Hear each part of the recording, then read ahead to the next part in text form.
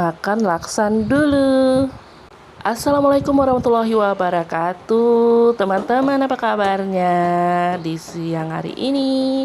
Nah, kita kali ini makan laksan, salah satu makanan khas juga dari Palembang ya.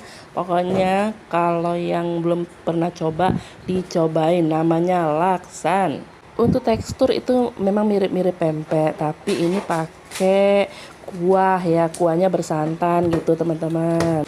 Nah, ini kalau yang suka pedas boleh dicampur cabai, kalau enggak ya udah enak, udah mantul pokoknya. Aku jadi inget bulan puasa nih. Kalau bulan puasa itu suka cari laksan yang enak, yang terasa banget ikannya, baik di laksan sama di kuahnya ya. Itu seputaran pasar 26 Ilir. Ayo teman-teman yang di sana, di luar sana ya, yang sudah pernah